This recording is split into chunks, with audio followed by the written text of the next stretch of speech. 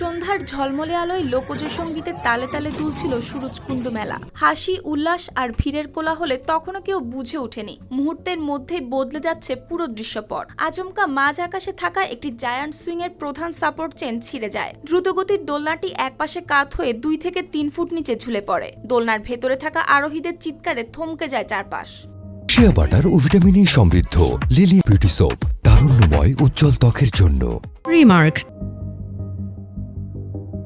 Police, নিরাপত্তা কর্মী ও দোকানিরা ছুটে আসেন উদ্ধার কাজে। ভাঙা দোলনার নিচে দাঁড়িয়ে কেউ কেউ আরোহীদের নামানোরও চেষ্টা করেন। ঠিক তখনই ঘটে দ্বিতীয় বিপর্যয়। ভারসাম্য হারিয়ে পুরো দোলনাটি মাটিতে আছড়ে পড়ে। ধাতব কাঠামোর নিচে চাপা পড়ে যান কয়েকজন। মুহূর্তেই আনন্দের মেলা পরিণত হয় আতঙ্কের ময়দানে। ভিড়ের চাপে মানুষের পায়ের নিচে পিষ্ট হন অনেকে। তখন কর্তৃপক্ষ দ্রুত এলাকা ঘিরে ফেলে, বন্ধ করে দেয় অন্য সব রাইডগুলোকে।